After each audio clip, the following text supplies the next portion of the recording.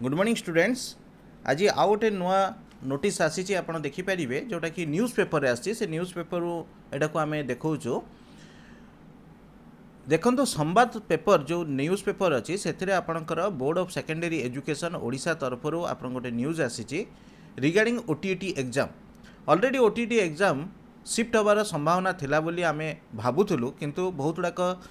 Source रो news मध्य आसूला किंतु जेहेतु एटा आपणकर नोटिस आसी नथिला बोर्ड ऑफ सेकेंडरी एजुकेशन तरफ तेणु आम ए विषय किसी कहवा ठीक जानी नथिलु एवं से विषय जणे भी नथिलु। आज किंतु नोटिस टी आपणकर आसी सारी न्यूज़ पेपर रे आपन देखिपारे एटा पेज नंबर 13 रे आपन जदि देखिबे आपणकर संवाद पेपर रो पेज नंबर 13 रे बाहरची न्यूज़ टी एभली रही जो माने ओटीटी एग्जाम देवाई अप्लाई करथिले सेमानकर 23 रे एग्जाम होबार थिला 23 जून रे किंतु 23 जून रे एबे एग्जाम न होई एबे सेटा 1 जुलाई रे हबो एवं 1 जुलाई रे जो एग्जाम टी हबो पिलानको एटलिस्ट आउरी 8 to 9 डेज मिलगला से प्रिपेरेसन को आउरी भल भाव करिया पई 8 to 9 डेज भितर से किछि दिन पाइबे किंतु ताठु बड़ आउ गोटे न्यूज़ अच्छी जोटा हुए तो किछि पिलांक पई भल खबर होई पारे। जो माने पोस्ट ग्रेजुएशन करिसंती विथ मिनिमम 55% मार्क रखिंट एवं जो माने इंटीग्रेटेड बीएड एमएड करिसंती सेमाने कैटेगरी 1 रे तांको कंसीडर करा जिवो एवं जो माने post graduation with 50% marks and BEd करचंती एवं post graduation minimum marks with 50% minimum marks or equivalent grade and 3 years integrated BEd किंबा एमएड करचंती सेमाने मध्य ओटीटी एग्जाम पाई एलिजिबल हेबे एवं एई ओटीटी एग्जाम टा जो एलिजिबल हेबे सेमाने केबे टू केबे अप्लाई करि पारे से डेट मध्य एटी मेंशन कराइछि। देखंतु 12/6/2023 रु टिल 16/6/2023 पर्यंत सेमाने अप्लाई करि परिबे।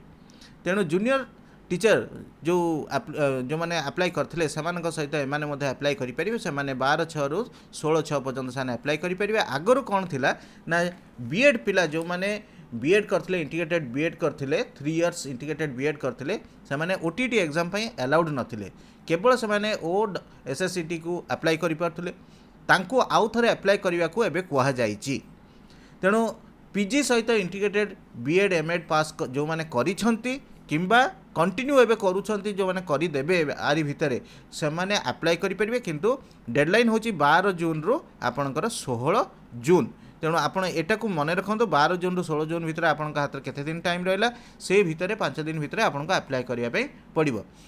आशा करछि न्यूज़ टी आपण माने पई अपडेटेड न्यूज़ टी आपण मानक पई शुभ खबर आनिथिबो एवं जो माने अप्लाई करिया पई इंटरेस्टेड अछंती निश्चित भारे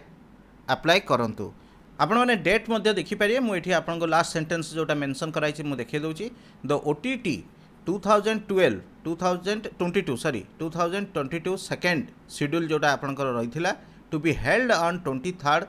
जून 2023 is rescheduled to be conducted on 1 July 2023। तेणु यही डेटारे आपंकर एग्जाम हम टाइमिंग सेम रही मेंशन करछंती the same timings are as notified earlier. तेणु टाइमिंग सेम रहिबो किंतु 1 जुलाई रे आपणकर एग्जामटा हम तेणु आपण हाथ में किसी एक्स्ट्रा टाइम मिलगला प्रिपेरेसन करंतु एवं जो माने प्रिपेरेसन करूचंती भल भाव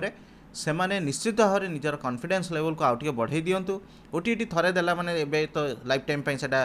भैलिड रहिबो तेणु टिके प्रिपेरेसन को भल भाव करंतु। जदि आपण माने आम चैनल रे नुआ करी आछंती ताले निश्चित भाव सब्सक्राइब करंतु अपडेटेड न्यूज़ गुडी को पाइबा पई ता सहित आमर वीडियो कोर्स गुडी को आपण माने देखंतु। जदि आपण माने ऑल नोटिफिकेशन को क्लिक करनांती ताको भी क्लिक कर दियंतु। Thank you.